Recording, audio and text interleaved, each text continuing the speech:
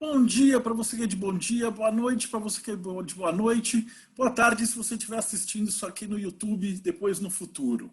Então a gente está ainda em 2020 e continuamos trancados em nossas casas. E hoje a gente vai dar seguimento àquela palestra que o Clóvis estava fazendo sobre a maçonaria, né?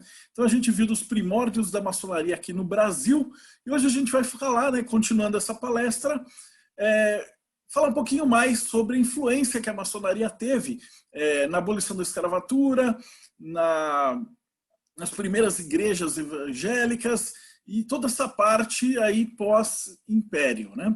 Então, Clóvis, a palavra é sua, cara. Pode continuar aí a palestra. Aqui eu vou falar de um assunto bem interessante que talvez cause estranheza em algumas pessoas, né? Que é o quê? É, é a história de amor que quase não é contada entre os maçons e os protestantes e os batistas no Brasil. Você, Clóvis, os evangélicos gostavam dos maçons, né? Gostava muito, não era pouco não. A gente vai entender por quê. Né? Conheceis a verdade e a verdade vos libertará. Quem disse isso foi Jesus Cristo. Então, em 1863, segundo o historiador Martin Dreyer, os maçons conseguiram que fosse aprovada a legalização do matrimônio dos não católicos. Ah, Cláudio, como é que ele sabe que eram os maçons? Porque isso está documentado. E o que isso tem de favor aos protestantes, aos evangélicos? Nessa época, quem cuidava de todos os registros civis era a Igreja Católica. A Igreja Católica estava junto com o Estado. Então, se você nascia, você tinha um registro da Igreja Católica, o batizado, o casamento, o óbito, tudo da Igreja Católica, porque eles faziam todas as cerimônias. Era o batizado, o casamento, o funeral, era tudo com eles. Então, os maçons conseguindo a aprovação da legalização dos matrimônios dos não católicos significava o quê? Que evangélicos, que protestantes poderiam casar sem ser na Igreja Católica, respeitando a fé deles. Então, você tem em 1864 os maçons obtendo autorização para que fosse publicada a imprensa evangélica. Isso daqui é de um reverendo chamado Simonton, né, que, se eu não me engano, é até da igreja presbiteriana nessa época. Né? Então, eles conseguem veicular um veículo de informação, né, no caso, uma imprensa evangélica para aquele público. Porque quando ele chega no Brasil, ele mesmo conta que tinha mais ou menos em São Paulo 700 presbiterianos. E o mais interessante é que ele conta em um dos seus relatos que eles tiveram que funcionar, eles alugaram auditórios, né? Isso está escrito no Handbook of Freemason, que é o livro, né? É tipo uma enciclopédia da maçonaria, que é do Joan Snoke. Né? Lá tem um relato desse Simonton dizendo que eles se reuniram em auditórios maçônicos. Né? Eu acredito que seja na sala da loja, nos templos mesmo. Então, assim, era bem normal. Lembra que eu falei com vocês assim que nada acontece sozinho na história? Você tem uma grande invasão de protestantes no Brasil a partir da Guerra de Secessão, em 1861 e 1865. Então, você tem uma imigração muito grande de americanos que vêm para o Brasil. E qual era a fé professada nos Estados Unidos? O protestantismo. Então, com essa vinda desse pessoal maçons, quem acolhe essa galera, quem briga pela liberdade religiosa são os maçons. Então, assim, eles eram muito próximos da gente. E aí vem o pulo do gato. Em 1868, chega ao Brasil o Coronel Norris e sua família, que era um grupo de norte-americanos. Né? Ele se estabelece numa cidade aí em São Paulo chamada Santa Bárbara do Oeste. Né? O Coronel Norris ele compra um apanhado de terra bem grande em Santa Bárbara do Oeste e funda a Fazenda Machadinho. Né? Aí você tem aí Santa Bárbara do Oeste, tem a Americana, né? Tudo de colônias de americanos, né? Que vieram com o advento da Guerra de Secessão. E é interessante você falar isso, porque a maioria era sulista, tá? Esse Coronel Norris aqui foi grão-mestre da Grande Loja do Alabama. Muitos deles fugiram por quê? Estavam com medo, porque quando acaba a Guerra de Secessão, em 1865, o Norte sai vitorioso e declara o quê? A abolição da escravidão. Né? A escravidão é extinta. Muitos deles ficaram com medo das retaliações dos ex-escravos, né? Então, eles vêm para o Brasil também, não eram mocinhos, né? Muitos deles só vêm para o Brasil porque lá ainda tem escravo, então vou é para lá. Porque aqui foi um dos últimos lugares a libertar a escravidão, tá? Mas esse pessoal, em Santa Bárbara do Oeste, em 1871, funda a primeira igreja batista do Brasil, sobre a gestão de um irmão de maçonaria nosso chamado Richard Radcliffe. Então, o primeiro pastor batista no Brasil era maçom. Primeiro pastor batista. Aí veio que, no Rio de Janeiro, em 1872, funda-se a loja Vesper, no Legítimo Rito de York. Quando eu falo Legítimo Rito de York, eu estou falando do craft americano, que é chamado de Rito de York no simbolismo. Porque aqui no Brasil que a gente determina muito o rito para os graus simbólicos. No Brasil, nos Estados Unidos, por exemplo, quando a gente fala de Scottish Rite, né, que é o rito escocês, a gente está falando do grau 4 ao 33, não está falando do 1 ao 3. E o rito de York também, mas convencionado que rito de York é o craft americano, o craft inglês tem vários rituais, né? Tem emulation, tem o Bristol, tem uma renca de ritual do craft inglês, mas essa loja ela foi fundada por americanos também baseado na fé protestante. Em 1874, funda-se a Washington Lodge, por esses mesmos imigrantes de São Paulo que fundaram a primeira igreja batista. Eu tenho uma fotografia, é pena que eu não consegui colocar para vocês, dessa loja. E nessa fotografia mesmo, 5 das pessoas que estão na loja maçônica fundaram a Igreja Batista também.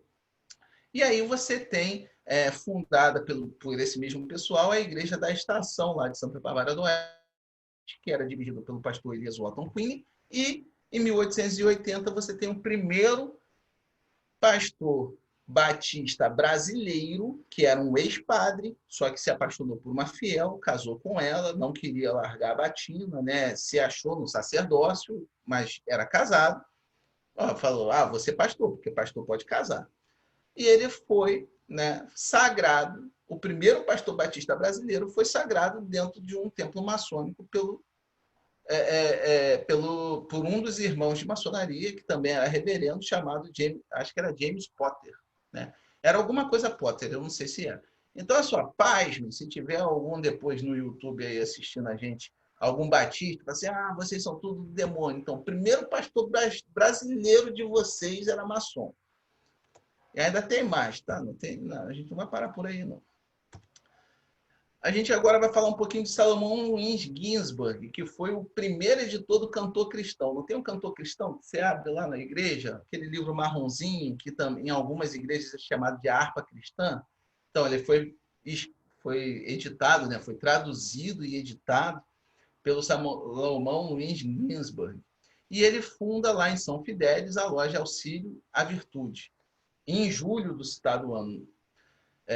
E também ele constrói, né, a gente falou do pessoal de Santa Bárbara do Oeste, que funda a primeira igreja batista no Brasil, ele constrói o primeiro templo batista no Brasil 25 dias depois. Na sua biografia, chamada O Museu Errante no Brasil, ele explica lá que ele construiu essa igreja com o dinheiro dos seus irmãos de maçonaria. Então, também, gente, olha só, a primeira igreja batista do Brasil construída do chão foi com dinheiro de maçonaria. Então, assim, existia uma relação muito próxima. Por quê? Porque a maçonaria pregava a liberdade religiosa. Não era uma questão de, tipo assim, os maçons são evangélicos, isso e aquilo outro. Gente, nós pregamos a liberdade in natura. Né? Salomão Luiz Ginsburg também construiu o primeiro templo batista. Isso daqui eu já falei.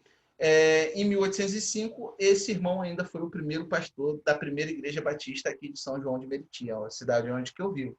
Isso foi muito bacana encontrar esse registro. Por quê?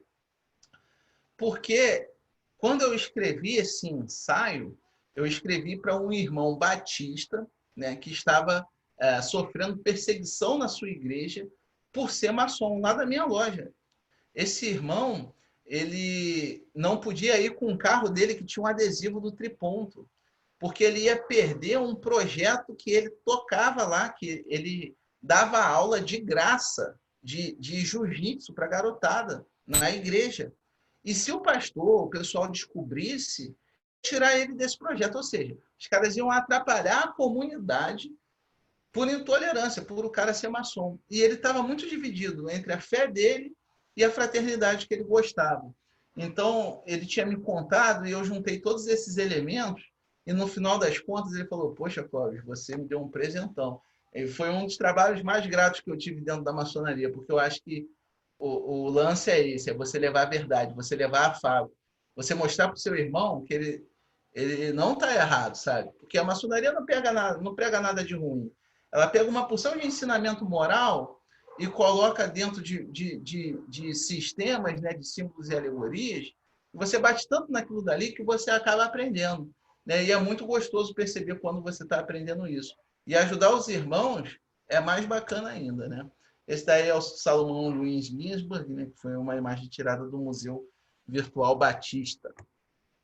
Agora nós vamos encaminhar para a parte final da palestra. Né? Eu peço desculpa aí por já estar falando há um tempão, mas nós vamos falar da real influência da maçonaria na proclamação da República. E é a parte que eu mais gosto, porque nós vamos falar diretamente sobre a abolição da escravidão. Né? Então, primeiro a gente tem que saber o que é república. É domínio do Estado, é a coisa pública, é o governo, a administração pública, governo do interesse de todos.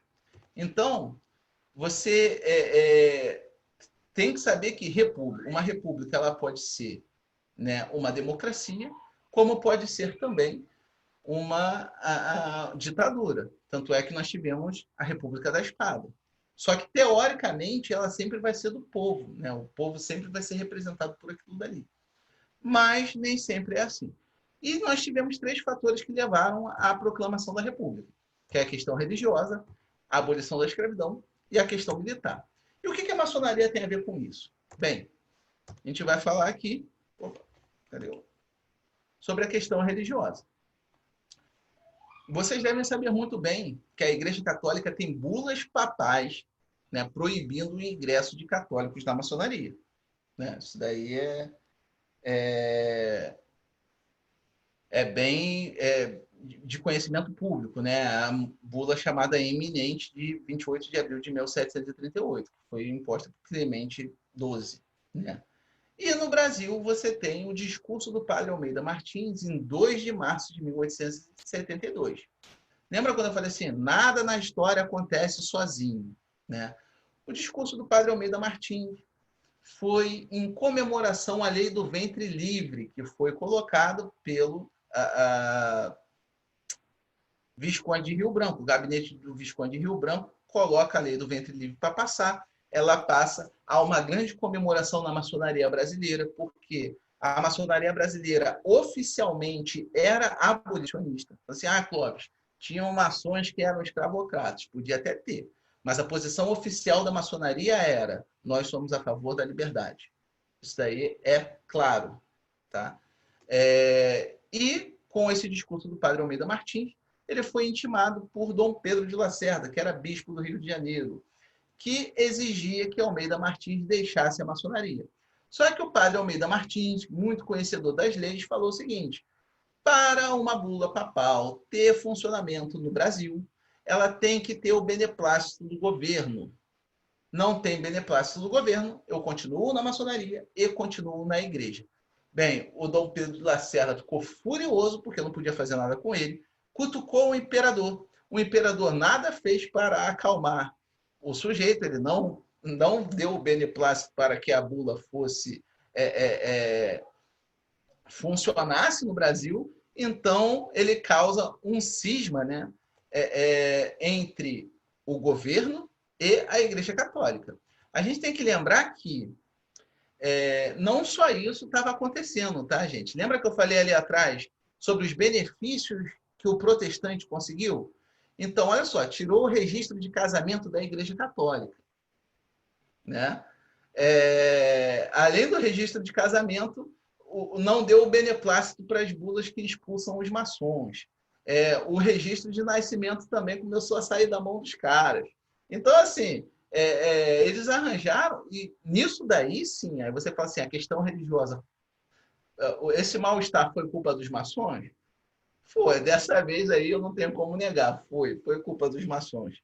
E é bem legal. Aqui a gente tem aqui, ó, isso daqui é um boletim do Grande Oriente do Brasil de fevereiro de 1873. É preceito formal do nosso direito público que nenhuma bula, breve ou restrito, pontífice, né, tem execução no Império sem o beneplácito imperial. Então, aqui, foi uma recusa bonita e documentada. Isso causa o cisma entre a Igreja Católica e o Estado brasileiro. Houve um racha entre Igreja e Estado brasileiro. Quem foi a culpada disso? Nessa parte aí, eu me orgulho de falar, a maçonaria. Falando da abolição da escravidão, a gente tem que ter em mente que o mundo estava mudando, né? Então, por exemplo, a partir de 1772, você vai ter um julgamento, né? Quem é do direito, se tiver alguém aqui do direito, sabe que no direito fora do Brasil acontece muito de jurisprudência, né? Um juiz decide uma coisa, todos os juízes daquele país decidem a mesma coisa que aquele cara ali decidiu, né? Você vê isso muito nesses seriados aí, lá o Jordan, né? Suits, e tem várias outras paradas aí. E lá foi julgado, né, um escravo fugitivo, Somerset. Ele abre precedente, ele fugiu do seu senhor de escravo e foi na justiça, falou assim, eu quero a minha liberdade. E a justiça foi lá e martelou, ó, toma a sua liberdade. Os escravos passaram a fugir, porque a justiça ela estava entendendo que ninguém era dono de ninguém, né? Igual aquele pagode que tem por aí, ninguém é dono de ninguém. Mas isso não estava acontecendo porque a Inglaterra era boazinha, né? Você vai ter, em 1807, o parlamento inglês aprova o Abolition Act, que proibiu o tráfico de escravos na Inglaterra. E por aí vai, ela toma uma série de atitudes para poder proibir gradualmente a escravidão. Tanto é que no Tratado de Amizade entre Portugal e Inglaterra, ele estabelece que a abolição gradual da escravidão e delimita as possessões portuguesas na África como as únicas que poderiam continuar o tráfico. Durante um tempo ela manteve. Depois de um tempo eles vão fazer o Bill Aberdeen, que a gente vai falar daqui a pouco. Mas se vocês falarem assim, pô, caraca, a Grã-Bretanha, a Inglaterra era bem legal com os escravos, né? Ela queria que todo mundo ficasse livre e tal. Gente, nada acontece sozinho. De 1760 a 1840, mais ou menos, estava acontecendo algo chamado Revolução Industrial. Precisava-se de braços, precisava-se também de salário e precisava-se que essas pessoas que estavam trabalhando pegassem o dinheiro delas e colocassem de novo comprando coisas. Então, gente, a gente estava tendo... E o início ali era o mercantilismo, o início do capitalismo que estava começando. Então, assim, a Inglaterra ela não estava numa evolução moral gigante. A Inglaterra ela estava ali jogando o jogo econômico, querendo a libertação da escravidão para que a sua manufatura também pudesse sair. Então, assim, você vai ter uma série de manobras da Inglaterra para poder impedir isso daí. José Bonifácio, na Assembleia Constituinte, apresenta uma representação sobre a abolição da escravatura e a emancipação gradual dos escravos. Só que, segundo Bonifácio, ele queria que ela fosse indenizada. Nessa época, no Brasil, você tinha outros elementos, como Gonçalves Ledo, que queria uma abolição imediata e sem remuneração para os senhores de escravo. Então, assim, Bonifácio também não era o máximo da moralidade, como se acha que era, né? Em 1823 é aprovada a lei que proíbe a escravidão no Chile. Em 1826, a Inglaterra impõe ao governo brasileiro o compromisso de decretar a abolição do tráfico em 3 anos. Opa! Cadê, gente? Passa para frente. Em 1831, que não está escrito aí, é aprovada a Lei Regente Feijó. O que a Lei Regente... A Lei Feijó falava? Falava que em 1831, qualquer escravo que desembarcasse nos portos brasileiros, que aqui no Brasil é no caso do Valongo, seria automaticamente liberto. Essa lei é o que deu origem à expressão para inglês ver. Porque lembra que ele fez um pacto com a Inglaterra para poder abolir a escravidão em 3 anos? Então, eles fizeram essa lei, mas nunca foi cumprida. Olha só, 1831. Isso só vem acontecer da proibição do tráfico bem mais tarde. Então, você vai ter aqui, por exemplo, em 1845, o Slave Trade Suppression, que é o Bill Aberdeen, que era uma lei britânica que proibiu o comércio de escravos entre a África e a América. E o que ela fazia? Ela simplesmente afundava os navios. Né? Novamente, ela tinha um interesse comercial. Ela queria que produzissem manufaturas. Então, aqui começou a ficar muito ruim para os escravocratas, porque eles traziam essas vidas, né, da África para cá, mas esse pessoal aqui afundava os navios e eles perdiam o que eles consideravam toda a mercadoria, todo o dinheiro que eles investiam, todo o lucro, tudo isso daí se perdia. Né? Aqui você vai ter, né, a lei de Eusébio de Queiroz, em 1850, que proíbe o comércio de escravos no Brasil. Aí sim você começa a ter efetivamente algo sendo feito para acabar com a escravidão. Com o fim, né, da Guerra de Secessão nos Estados Unidos, o presidente Lincoln declara extinta a escravidão em todo o território norte-americano. Em Portugal, torna-se ilegal a escravidão em 1869. Em 1871, Lei do Ventre Livre concede a liberdade aos filhos de escravos nascidos a partir dessa data, mas mantém sob a tutela dos seus senhores até atingirem 21 anos de idade. Rapaz, vamos lá. Em 1880, Joaquim Nabuco, né, apresenta à Câmara um projeto de lei propondo a abolição da escravidão com indenização até 1890. Ele funda, né, a Fundação da Sociedade Brasileira contra a Escravidão e o seu jornal O Abolicionista. Em 1883, a publicação O Abolicionismo, de Joaquim Nabuco.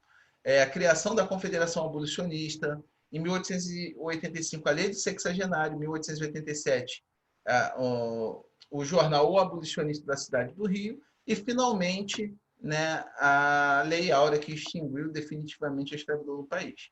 Sei que foi chato pra caramba falar sobre toda a linha do tempo, mas a gente tinha que entender todos esses movimentos para a gente falar sobre agora a campanha maçônica para a abolição. Assim, Clóvis, a maçonaria fez algo pela abolição da escravidão? Ela fez algo em prol da vida do negro que sofria no Brasil? Gente, aí que é legal. Lembra que eu falei assim, poxa, tem uma porção de coisa para a gente se orgulhar da maçonaria? Então, em sessão na loja maçônica Fé, que foi uma loja maçônica no Paraguai, né, que estava no final da Guerra do Paraguai, o Visconde de Rio Branco ele visita essa loja. E lá ele encontra com o Major Felipe Nero Monteiro, que era o orador da loja. Isso está registrado em ata, tá, gente? Então, aí não vamos falar sobre os meandros da Guerra do Paraguai, é um outro assunto muito extenso, né? Como diz a Mari Del Priore, é uma guerra de miseráveis. Mas o Major Felipe Nero Monteiro ele diz em sua redação o seguinte, senhor, né, que era o grão-mestre, ele era simplesmente o ministro de Relações do Brasil e ainda era grão-mestre do Grande Oriente do Brasil. Ele fala, senhor, nós acabamos de libertar o povo. Como é que os nossos irmãos de arma, que lutaram lado a lado com a gente aqui no Paraguai, vão continuar sendo escravos? Né? A gente não sabe se foi esse discurso que fez o gabinete do Rio Branco propor a lei do ventre livre. Mas, alguns mesezinhos depois, a lei do ventre livre é colocada pelo Visconde de Rio Branco, depois dessa sessão. Então, você tinha pessoas dentro da maçonaria que brigavam. Aqui é uma sessão comemorativa em 2 de março de 1872. Lembra aquela que o padre Almeida Martins foi condenado pela Igreja a Igreja Católica? Então, essa sessão que o padre Almeida Martins estava participando, era o grande orador interino do Grande Oriente do Brasil, era simplesmente a lei de comemoração do ventre livre. Nesse interim, eles ainda deram 12 cartas de alforria para 12 meninas. Né? A maçonaria, nessa época, era muito preocupada em dar cartas de alforria, né? Inclusive, algumas lojas maçônicas, ao invés de cobrar o que a gente chama de joia, né, que é um valor para você entrar na loja maçônica, eles cobravam uma carta de alforria. Então, o sujeito ia lá, dava uma carta de alforria, toma aqui, eu libertei tal escravo. E o cara era aceito na loja maçônica, porque ele estava contribuindo para a abolição da escravidão. Nessa época, dava-se preferência para que fossem meninas, porque as meninas eram muito abusadas pelos senhores de escravo. Né? Elas eram estupradas, e etc. Não que o menino não sofresse, mas elas estavam em maior vulnerabilidade. Nós vamos ter uma sessão na loja Lealdade Bril, em 15 de outubro de 1874. Essa loja é relatada na ata que uma menina ela vai bater a porta do templo, porque ela estava fugindo, ela estava doente, ela estava fugindo do seu feitor, e ela bate a porta do templo. Um cobridor chamado Umbelino recebe essa menina, abre a porta, recebe essa menina dentro da loja maçônica. O venerável suspende a sessão. E eles só saem da loja maçônica quando eles pagam pela alforria da menina, porque eles não iam deixar o feitor levar a menina de volta para o tronco. Então, assim, esse tipo de história, que é o que a gente tem que se orgulhar. A gente não tem que ficar falando lá de imperador. Pô, o imperador que mandou fechar a maçonaria, o outro que vendia os irmãos maçons. Tudo isso daqui que eu falei foi documentado, né? Agora a gente vai falar aqui de outra coisa também, já no Pará. Em 8 de agosto de 1873, a loja maçônica Harmonia, ela comunica a prisão de um irmão chamado Benedito José Artiga por permitir a fuga de um escravo que estava sob a sua tutela. O que aconteceu? Nessa época, lá no Pará, muitos maçons pegavam, era custódia, né? Determinavam a prisão de um escravo. Geralmente o escravo fugia do seu feitor e começou a pedir em juízo a sua liberdade também. Só que eles ficavam sob a custódia de alguém. Quando esse senhor de escravo ganhava na justiça, o que esse irmão aí fazia, esse Benedito José Artiga? Estava com a custódia dos escravos, assim, o cara ganhou, mete o pé. Então, ajudava na fuga, escondia escravo, sabe? Eram coisas bacanas. Em 8 de dezembro, você tem a loja Aurora, que está solicitando comunicação ao irmão Samuel Wallace McDowell, que era um advogado emancipacionista, para atuar na defesa de irmãos maçons presos por dar refúgio a escravos fugitivos. Então, assim, você tem a fundação do Clube do Capim também, lá no Pernambuco, que também tirava, né? Eles tinham, inclusive, uma iniciação, né, que eles tiravam os escravos fugidos pelos rios para poder levar para o Ceará, que já tinha sido emancipada da escravidão, né? Aqui, ó, por tradição oral, né, o pessoal da loja Harmonia, aqui embaixo, vocês podem ver na imagem que tem um alçapão. Por tradição oral, sustentam a história de que esse alçapão dava acesso a um túnel que servia para esconder os escravos fugitivos.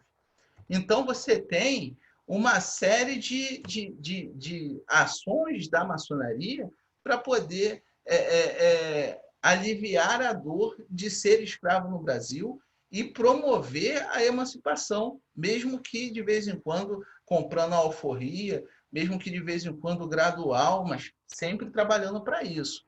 Ó, esse daqui é o boletim daquela fatídica sessão que eu falei para vocês. Ó.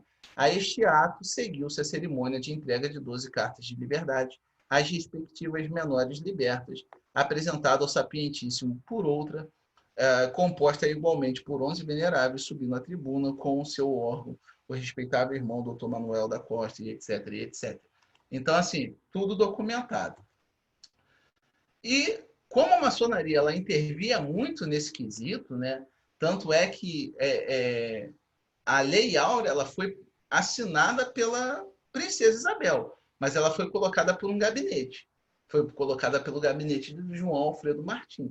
O João Alfredo Martins, não é Martins.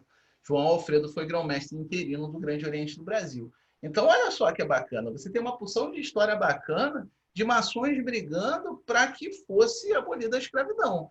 E por que a questão da abolição da escravidão representou um baque muito grande para que ocorresse a proclamação da República? Porque entre 1880 e 1889, o café representava 56% do que era produzido no Brasil. Isso daqui é o que a gente chama hoje de PIB, tá? Ou seja, 56% do que era produzido no Brasil era oriundo de mão de obra escrava, né? Com o fim da escravidão, nós tínhamos uma elite desamparada pela coroa e, logicamente, descontente, impulsionando assim o Partido Republicano. É interessante mencionar que na história a gente tem uma nomenclatura para esse pessoal que era do Partido Republicano. esses escravocratas, principalmente do Vale do Paraíba. Os de São Paulo, eles começaram a se industrializar. Os do Rio de Janeiro, eles ficaram muito ligados a essa questão da escravidão, né? Então, a gente chama eles, geralmente, de republicanos do 13 de maio, que são os republicanos porque perderam seus escravos, não eram republicanos de verdade. E teve, finalmente, a questão militar. A questão militar, devido à Guerra do Paraguai, a gente tem uma criação de uma identidade nacional, né? A gente passa a ter um exército com tradição, a gente ganhou uma guerra. O Duque de Caxias ainda conseguiu a unificação do Brasil. Se vocês perceberem, o exército brasileiro manteve o tamanho do Brasil do jeito que está hoje através da força, né? Então, assim, era um exército com tradição, era coeso e tinha uma certa influência no cenário político. Você teve, por parte do imperador, né, uma censura a esse exército. E você teve também a criação de um partido republicano, né, e publicação de manifestos republicanos em 1870. Esse pessoal também eles vão ter alguém mais na frente chamado Benjamin Constant, que vai trazer os ideais positivistas para dentro da escola do Exército. Então, você vai ter uma série de oficialato, né, que é positivista, republicano, contra um governo absoluto, né? Então, você vai ter aí todo esse pessoal que vai trabalhar, né, ali pensando todo mundo junto numa república. E eles tinham armas, é o grande diferencial. E você tem também os boatos em relação ao exército. Hoje em dia a gente fica meio pé da vida com fake news, né? Nessa época tinha o que a gente chama de folhetim, né? A literatura de folhetim. O cara escrevia lá, você é feio, bobo e cara de meleca. Nessa época aí escrevia aí, ó, vocês vão perder a pensão de vocês. Ó, vocês vão perder o plano de carreira de vocês. Aí algum maroto pegava um bolo de troço de papel e jogava no meio da rua. O soldadinho estava passando lá, pegava, vão cortar nossos direitos.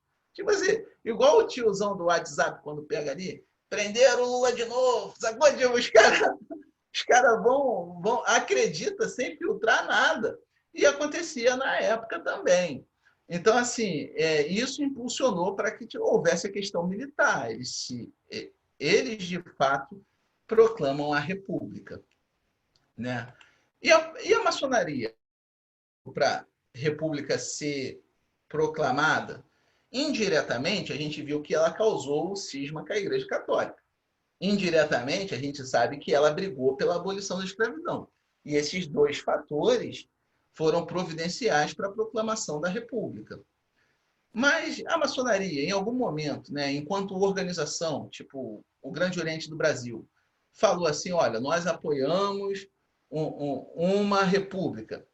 A resposta é o seguinte, duas lojas lá de Campinas, chamadas Independência e Regeneração 3, elas vão fazer uma carta pedindo uma conspiração contra o Terceiro Reinado. Então, gente, maçom maluco você tem em todo canto. A maçonaria em si não falou nada. Mas o que esse pessoal aqui alegou, né? Eles mandaram carta para todas as outras lojas que eles conheciam, né? E o que eles estavam alegando lá? O amor à pátria, que a nossa princesa tinha espírito fraco e era influenciada pela Igreja Católica e ainda tinha um marido avarento que perseguiria a maçonaria. Ela está falando do Conde Deu, né? Aí a gente não precisa nem pensar muito, porque ele era meio avarento mesmo, ele era meio sinistro. E outros vários motivos. Essa carta é gigante, né? Quem transcreveu ela inteira foi o Frederico Guilherme Costa, lá no seu livro Questões Controvertidas da Maçonaria. E o próprio Frederico ele nos esclarece que não houve, nessa ocasião, uma mobilização oficial da maçonaria através do Grande Oriente do Brasil, como ocorreu em 1822, por ocasião da independência. O movimento, todavia, contou com a decisiva e eficiente participação de maçons civis e militares. Mas o Grande Oriente do Brasil ele se pronunciou acerca desse caso aí. Em uma circular de 15 de outubro de 1888, ele faz uma circular contra essas duas lojas que estavam atentando contra o Terceiro Reinado. Então, assim, o Grande Oriente do Brasil fala, nós não temos nada contra um terceiro reinado, né? Então, ou seja, a maçonaria oficialmente não se posicionou a favor de uma abolição, de uma proclamação da República. Em meio a todas essas epopeias, no dia 15 de novembro, enquanto o povo assistia bestializado, achando que era uma parada militar, de tanta coisa que eles viam na rua, né? O militar Marechal Deodoro da Fonseca, que por um acaso era maçom, marchava para a proclamação da República. E aqui, né, nós vamos para o final, na hora do jabá, né? Então, quem quiser conhecer um pouquinho mais do meu trabalho, infelizmente esse livro da esquerda aqui, o Maçonaria Tupiniquim, que está na minha mão, ele está esgotado, mas A Feiticeira do Arco Real, que é uma noveleta, né, um romancezinho pequeno, nós temos disponível na Amazon. Quem gostar a um preço de um café, por favor, peça lá. Se quiserem físico, só daqui a uns 15 dias, quando eu estiver liberado da quarentena. Bem, e por fim, né, eu agradeço aí ao Marcelo pela oportunidade e principalmente a minha loja, né, o meu projeto Maçonaria Tupiniquim e a obediência que eu faço parte. Meu muito obrigado. Clóvis, eu vou lembrar que tudo isso que você passou, os links vão estar aqui embaixo também, né? Então, fala de novo, porque vai ter um pessoal que vai estar no podcast. Então, só fala de novo os links para onde o pessoal consegue encontrar isso. E vai estar no futuro, né? De repente, tá. o cara vai conseguir comprar o teu livro. Sim. Provavelmente ele vai estar. Então, se você Isso. está no futuro, nos observando, o link para comprar o livro do Maçonaria Tupiniquim está na descrição desse vídeo.